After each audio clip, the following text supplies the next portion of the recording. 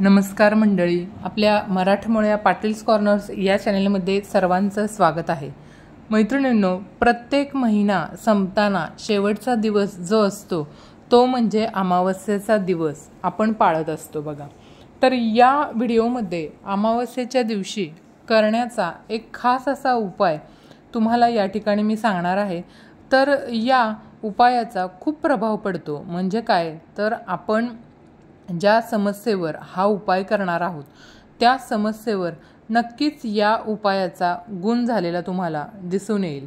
तर हा उपाय कोणता आहे ते आजच्या या व्हिडिओमध्ये आपण पाहणार आहोत मैत्रिणींनो। अतिशय साधा आणि सोपा असा उपाय आहे हा।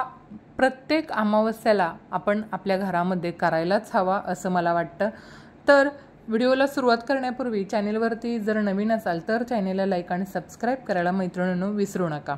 चला तर मग व्हिडिओला सुरुवात करूया। मंडळी, काळोख्या रात्रीला निरोप देण्याचा दिवस म्हणजे अमावस्या।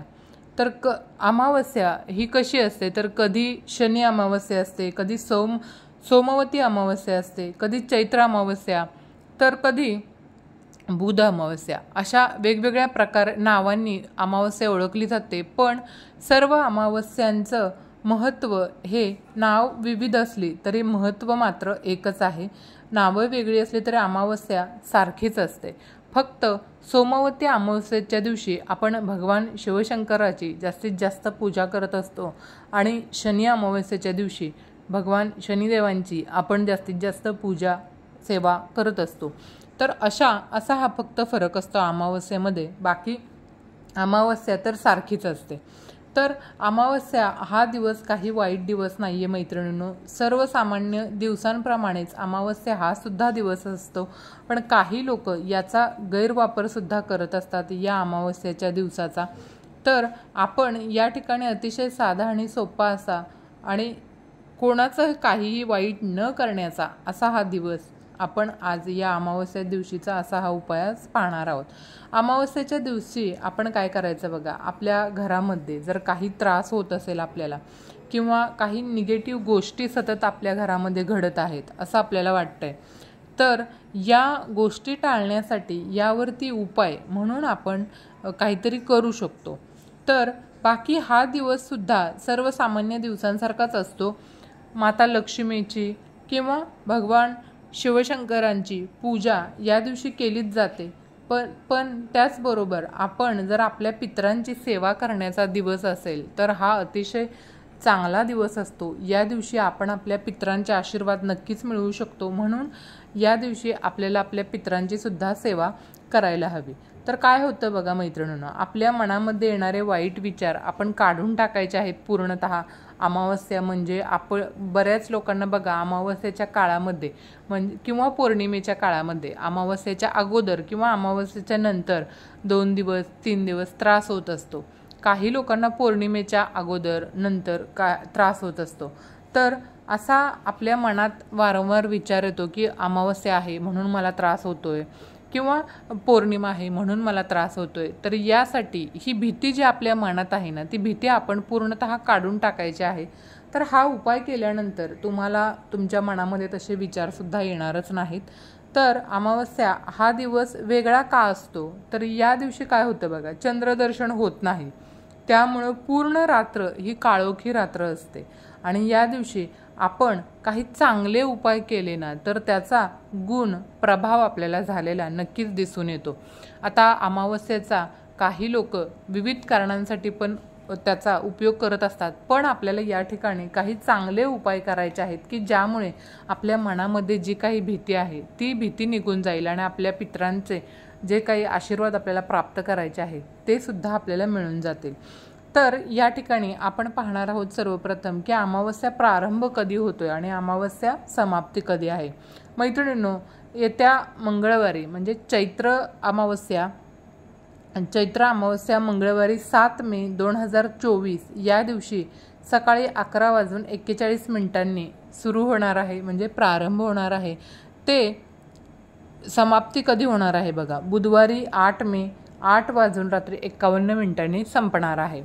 तर आपण उदय तिथीनुसार बुधवार 8 मे 2024 या दिवशी आपण अमावस्येचा दिवस पाळायचा आहे आणि जो काही आपण उपाय करणार आहोत तो हा बुधवारीच करायचा आहे। जर आता तुम्हाला शक्य नसेल बुधवारी करता येणं तर तुम्ही पुढच्या अमावस्येला केला तरी काही हरकत नाही। तर मी तुम्हाला जो काही उपाय सांगणार आहे तो कोणत्या कारणासाठी करायचा आहे हे प्रथम मी तुम्हाला सांगते।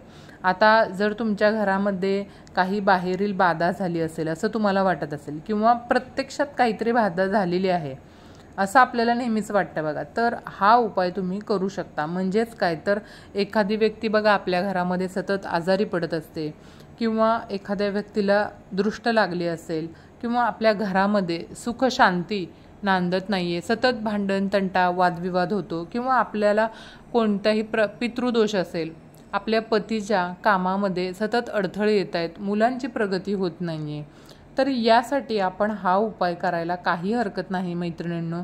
अमावस्येच्या दिवशी आपल्याला जर भीती वाटत असेल, काही त्रास होत असेल तर यासाठी पण तुम्ही हा उपाय अतिशय फायदेशीर ठरणारा असा हा उपाय आपल्याला अमावस्येच्या दिवशी करायचा आहे। तर आता हा उपाय कोणता आहे पाहूयात।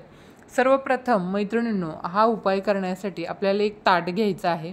त्या ताटामध्ये आपल्याला एक केळीचं पान किंवा पत्रावळी घ्यायची आहे बघा।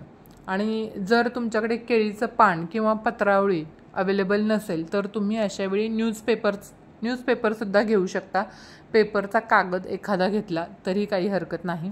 त्याच्यावरती एक नारळ ठेवायचा आहे। आता बाजारामध्ये पूर्ण सोललेले नारळ असतात बघा, तर असा नारळ न घेता आपण शेंडी ज्या नारळाला आहे असा नारळ घ्यायचा आहे आणि त्या नारळावरती ज्या बाजूला नारळाची शेंडी आहे ना त्या बाजूला टोक करून आपल्याला त्रिशूळ काढायचा आहे। आता भगवान शिवशंकरांच्या हातामध्ये असणारं त्रिशूळ, तो आकार आपल्याला सर्वांनाच परिचित आहे। तो आकार आपण कुंकवाने काढायचा आहे। त्रिशूळ त्या नारळावरती काढायचं, पत्रावळी घ्यायची त्याच्यावरती किंवा केळीचं पान किंवा न्यूजपेपर काय असेल ते घ्यायचं, त्याच्यावरती हा नारळ ठेवायचा आहे त्रिशूळ काढलेला आणि त्याच्यानंतर त्याचबरोबर आपल्याला एक मूठ अळणी भात घ्यायचा आहे। आता आपल्या घरामध्ये जी जेवणामध्ये आपण वापरतो वाटी आमटीसाठी, ती वाटी त्या वाटीला पाणी लावायचं आतमधून आणि अळणी भात करायचा बघा। अळणी भात करायचा म्हणजे भातामध्ये मीठ न टाकता बनवायचा आणि तो भात त्या वाटीमध्ये ठेवायचा आणि ती वाटी आपण पलटी मारायची त्याच्यावरती, म्हणजे तो व्यवस्थित गोलाकार त्याच्यावरती उमटवेल असा आपल्याला शिजवलेला भात एक वाटी घ्यायचा आहे आणि त्याच्यावरती 1 किंवा 2 बिबे ठेवायचे आणि 1 किंवा 2 कोळसा घ्यायचा आणि सगळ्यात शेवटची गोष्ट ती म्हणजे काळी मोहरी थोडी 1 चमचाभर आपण जेवणाच्या मसाल्याच्या डब्यामध्ये आपल्या जो चमचा असतो छोटा तो चमचा एक काळी मोहरी घ्यायची आहे आणि सगळ्यात शेवटी म्हणजे त्या भातावरती आपल्याला 1 चमचाभर दही टाकायचं आहे मैत्रिणींनो। आता या सर्व वस्तू म्हणजेच काय, एक नारळ, तो त्रिशूळ काढलेला नारळ आपल्याला घ्यायचा आहे, कोळसा, दही, भात आणि 1 किंवा 2 बिबे आणि काळी मोहरी, हे सर्व जे काही साहित्य आहे ते आपण आपल्या हातामध्ये घ्यायचं आणि आपल्या घरामध्ये जेवढे कोपरे असतील त्या प्रत्येक कोपऱ्यामध्ये हे ताट आपल्याला फिरवायचं आहे। आता हे ताट फिरवत असताना आपण आपल्या मनामध्ये ज्या काही गोष्टीसाठी आपण हा उपाय करणार आहोत, आता जर तुमच्या घरामध्ये एखाद्याला दृष्ट लागली असं तुम्हाला वाटतंय तर तुम्ही दृष्ट निघून जाऊ दे असं मनातल्या मनात म्हणायचं आहे किंवा जर काही बाहेरील बाधा झाली असेल तर बाहेरची इडापिडा टळून जाऊ दे असं मनातल्या मनात म्हणायचं आणि ते ताट आपल्या घरामध्ये जितके कोपरे आहेत ना त्या प्रत्येक कोपऱ्यामध्ये घेऊन फिरवायचं आहे।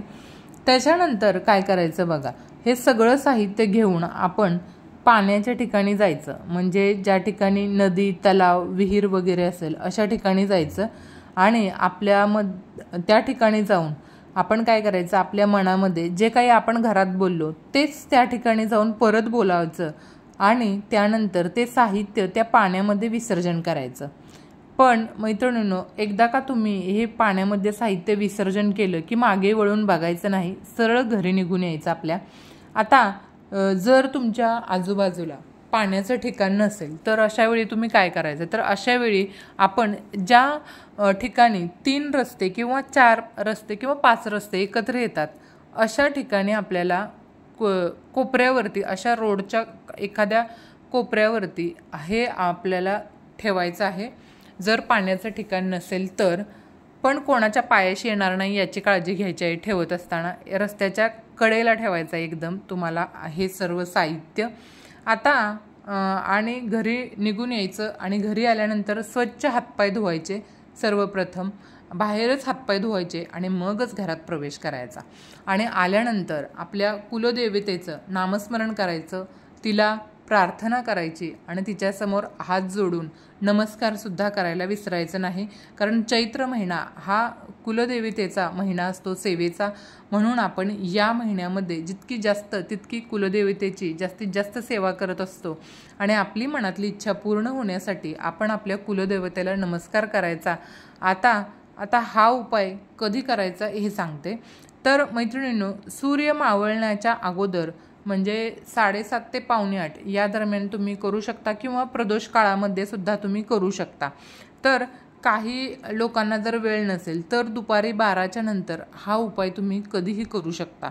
आता किती अमावस्येला हा उपाय करायचा, तर दही भाताचा जो उपाय असतो तो उपाय शीघ्र फलदायी असा असतो. त्यामुळे काय होतं, तर एका अमावस्येला जरी तुम्ही हा उपाय केला तरीही त्याचा गुण किंवा प्रभाव तुम्हाला झालेला दिसून येतो. पण जर तुमची जी काही समस्या आहे ती जर पूर्ण झालेली नाही असं तुम्हाला वाटतंय तर तुम्ही अशा वेळी काय करायचं, तर 5 अमावस्येला हा उपाय तुम्हाला करायचा आहे. आणि त्याच्यानंतर कुलस्वामिनीची सेवा करायला विसरायचं नाही मैत्रिणींनो. ज्याप्रमाणे आपण कोणत्याही इष्टदेवतेला, तुम्ही ज्या इष्टदेवतेला मानत असाल त्यांची सेवा नित्यनियमाने ज्याप्रमाणे आपण करतो तशीच आपल्याला आपल्या कुलस्वामीची सुद्धा सेवा नित्यनियमाने करणं खूप गरजेचं आहे.